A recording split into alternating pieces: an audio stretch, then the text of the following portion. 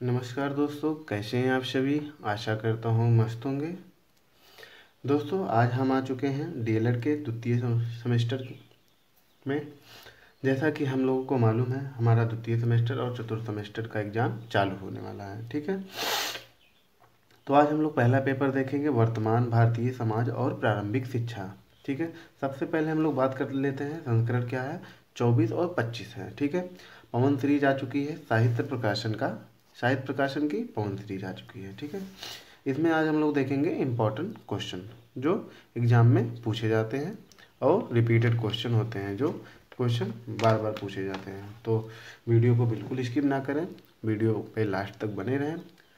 और चैनल पे यदि नए हैं तो चैनल को जरूर सब्सक्राइब कर लीजिए, साथ ही साथ बगल वाले बेल आइकन को दबाना ना भूलें, जिससे हमारे चैनल पे आने वाली लेटेस्ट वीडियो की अपडेट आपको सबसे पहले मिलती रहे। तो जैसा कि हम बात कर रहे थे कि डीएलएड बीटीसी का जो द्वितीय सेमेस्टर का पेपर होने वाला है, द्वितीय और चतुर्थ सेमेस्टर का, तो आज हम लोग देखेंगे डीएलएड द्वितीय सेमेस्टर के फर्स्ट पेपर के बारे में, जिसका नाम है आपका वर्तमान भारतीय समाज और प्रारंभिक शिक्षा। ठीक है, आज इसके कुछ इंपॉर्टेंट क्वेश्चन देखेंगे। पहले हम लोग देखेंगे इसके इंपॉर्टेंट क्वेश्चनों में जो आता है वस्तुनिष्ठ प्रश्न, बहुविकल्पीय, जिसे हम लोग आमतौर की भाषा में बहुविकल्पीय प्रश्न कहते हैं। ठीक है, तो ये क्वेश्चन पहले पूछे जाते हैं। इससे पहले मैंने वीडियो अपलोड कर दिया है, कौन क्वेश्चन कितने पूछे जाएंगे, कितने नंबर के पूछे जाएंगे, इस तरह का वीडियो मेरे यूट्यूब चैनल पे डाला गया है। ठीक है, तो वो तो आप लोग वहाँ से जाके देख लेंगे। हम लोग आज देखेंगे इंपॉर्टेंट क्वेश्चन को। ठीक है, देखिए वस्तुनिष्ठ प्रश्न में क्या होता है, इसमें आपको विकल्प चुन के उसका आंसर लिखना रहता है। जैसे ये पहले का अमील पुस्तक के लेखक, तो इसका आंसर देखिए सा है, रूसो। तो इसका पहले नंबर आंसर लिख के आपको आंसर लिख के रूसो लिख देना है, सा आंसर लिख के रूसो। ठीक है, तो ये आपका उत्तर हो गया। जैसे आपका इसमें है, इसमें आप लोग इस तरह का टिक नहीं लगाएंगे, आप लोग आंसर लिख के, आप लोगों को बता देता हूँ। देखिए इसी प्रकार आंसर लिख के ANSWER आंसर या उत्तर, उत्तर पहले का क्या था इसमें, यहाँ पे सा लिख के रूसो, इस प्रकार लिख देना है आपको। इस प्रकार आपको लिख देना है, उत्तर या आंसर लिख के पहले का सा रूसो देखिए इसमें है। ये आपका लिखने का पैटर्न होता है, ये अच्छा भी लगता है और एग्जामिनर को काफ़ी चेक करने में कभी कोई दिक्कत नहीं होती है। या एग्जामिनर को कभी दिक्कत हुई तो वो नंबर काटने में माहिर होता है, वहाँ पे आप लोग कुछ नहीं कर पाएंगे। ठीक है, उल्टा लिख दिया या आंसर लिख दिया पहले का दूसरा तीसरा, तो वहाँ पे दिक्कत हो जाता है। ठीक, फिर हम लोग इसी प्रकार से आपको ये बुक सीरीज ले लेनी है। यहाँ से आप लोग को बहुविकल्पीय प्रश्न देख लेना है और जो आते हैं लघुत्तरीय अति लघुत्तरीय। ठीक है,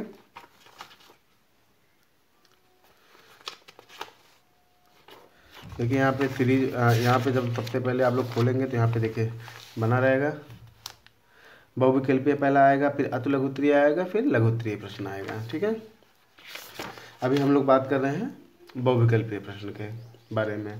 तो यहाँ पे देखिए अपना यहाँ पे दिया गया है विश्व पृथ्वी दिवस कब मनाया जाता है।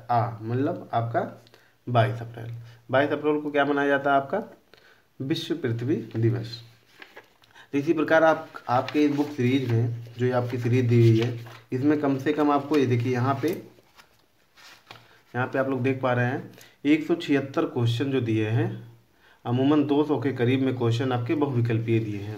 उसके बाद आपका शुरू हो जाता है यहाँ से अतुलगित्रीय क्वेश्चन, जिसे हमें शॉर्ट में लिखना रहता है, 1 या 2 लाइन में लिखना रहता है इसका आंसर। ये भी आपके क्वेश्चन जो होते हैं 1-2 नंबर के ही होते हैं। ठीक है, 1-1 नंबर के होते हैं क्वेश्चन। ये वीडियो आपका अपलोड कर दिया है कौन क्वेश्चन कितने नंबर का होता है। तो इसमें से आप लोग इंपॉर्टेंट क्वेश्चनों को देख लेंगे। इसमें से 1 लाइन के क्वेश्चन होते हैं, जैसे अनौपचारिक शिक्षा क्या है। यहाँ पे जैसे अनौपचारिक शिक्षा क्या है, दूरस्थ शिक्षा के घटक, कितने घटक हैं। तो ये सब आपके क्वेश्चन इंपॉर्टेंट क्वेश्चन होते हैं। शिक्षा के उद्देश्य की आवश्यकता क्या है, शिक्षा के उद्देश्य की आवश्यकता क्या है। इसमें मान लो हम लोग आगे बढ़ेंगे। इसमें आपको देखिए कितने क्वेश्चन दिया है। इसमें भी आपका लमसम में 200 क्वेश्चन से कम नहीं दिया हुआ है तो लघुत्तरीय में। उसके बाद हम लोग लघुत्तरीय में पढ़ते हैं। देखिए अब आपका हमारा यहाँ पे आ गया है लघुत्तरीय प्रश्न।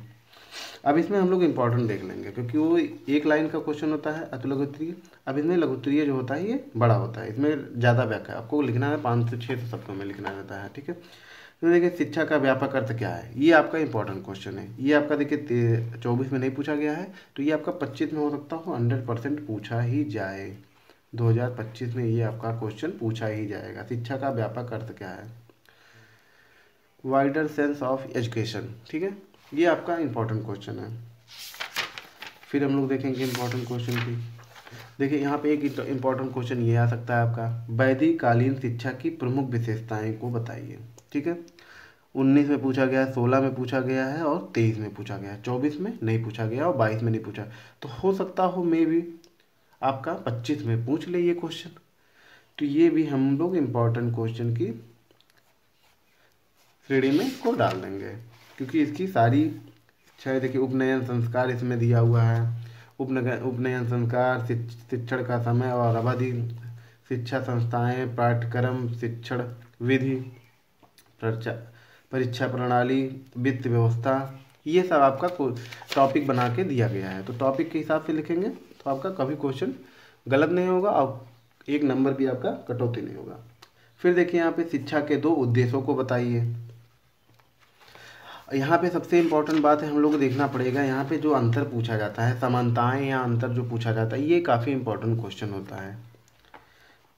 डीएलएड का जो काफ़ी इम्पोर्टेंट क्वेश्चन होता है, समानताएं बताइए और अंतर बताइए, ये आपका काफ़ी इम्पोर्टेंट। देखिए यहाँ पे वैदिक शिक्षा और बौद्ध शिक्षा और वैदिक शिक्षा में समानताएं पूछा है। समानताएं बता देंगे आप ऐसे लिख के, आपको कॉलम बना के। उसके बाद देखिए वैदिक कालीन और एवं बौद्ध कालीन शिक्षा के प्रमुख अंतर को पूछा है। देखिए आपका ये 2 क्वेश्चन यहाँ पे निकल गया, एक ही तरीके का 2 क्वेश्चन। समानताएं ऊपर वाले में क्या बताना है, समानताएं बताना है, और नीचे वाले में अंतर बताना है, आपको दोनों में क्या अंतर। तो ये क्वेश्चन आपका 2025 में 100% आएगा, 100% आएगा। ये क्वेश्चन आप लोग नोट कर लेंगे।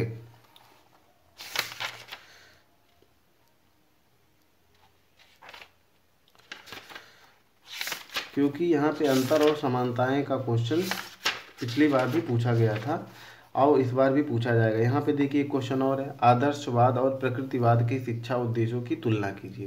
तो ये क्वेश्चन भी आपका 100% ही आएगा। ठीक है, फिर आगे क्वेश्चन बढ़ते हैं। इसी तरह के क्वेश्चन को आपको इस बुक सीरीज से देख लेना है। बुक सीरीज से ही क्वेश्चन आएगा, आगे पीछे से कहीं क्वेश्चन नहीं आएगा, इसी सीरीज से क्वेश्चन बनाए जाते हैं। फिर बड़े क्वेश्चनों में चलते हैं हम लोग, बड़े क्वेश्चनों में चलते हैं। बड़े क्वेश्चनों में कुछ देख लेते हैं। जैसे यहाँ पे क्या दिया हुआ है, शिक्षा के प्रभावी कारक के रूप में राज्य के प्रमुख कार्यों को स्पष्ट कीजिए। ठीक है, यहाँ पे एक क्वेश्चन देखिए दिया हुआ है। इस तरह के क्वेश्चनों को भी आप लोग कभी निकलेक्ट नहीं करेंगे, नज़रअंदाज नहीं करेंगे, क्योंकि इसी तरह के क्वेश्चन आपको एग्जाम में फंसा के पूछे जा सकते हैं।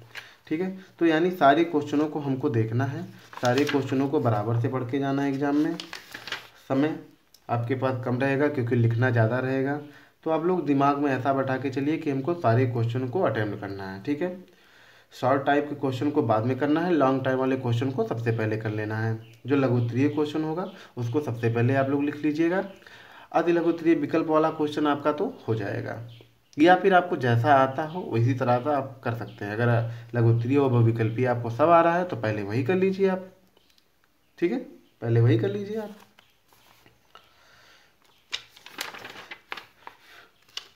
क्योंकि क्वेश्चन अटेम्प्ट करना जरूरी है, क्योंकि सारे क्वेश्चन अटेम्प्ट करना जरूरी है। अब देखिए यहाँ पे एक क्वेश्चन पूछा गया है, जलवायु परिवर्तन किसे कहते हैं। तो जलवायु परिवर्तन हम लोग भूगोल में या छोटी कक्षाओं में पढ़ चुके होंगे। जलवायु परिवर्तन, जलवायु क्या है, जल प्रदूषण क्या है। तो इस तरह के क्वेश्चन को आप लोग कभी भी निकलेक्ट नहीं करेंगे, कभी भी नज़रअंदाज नहीं करेंगे। क्वेश्चन दिया गया है तो उसको पढ़ के जाएंगे। क्वेश्चन कहीं से भी पूछ सकता है इसी किताब से।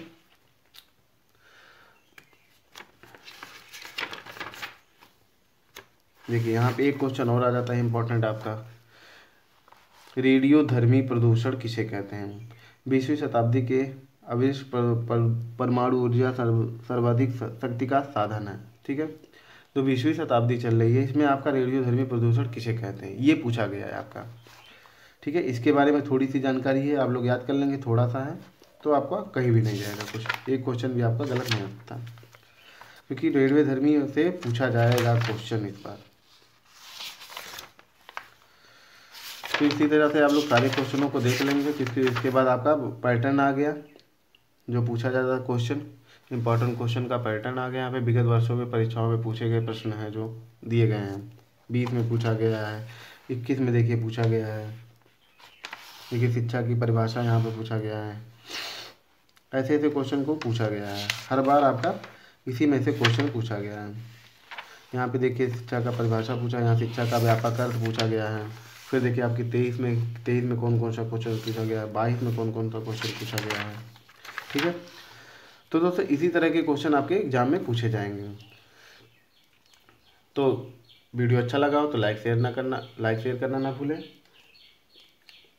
और चैनल पे नए हैं तो चैनल को जरूर सब्सक्राइब कर लीजिए। मिलते हैं अगले सब्जेक्ट के साथ, तब तक के लिए इजाज़त दीजिए अपने भाई पंकज को। जय हिंद, वंदे मातरम।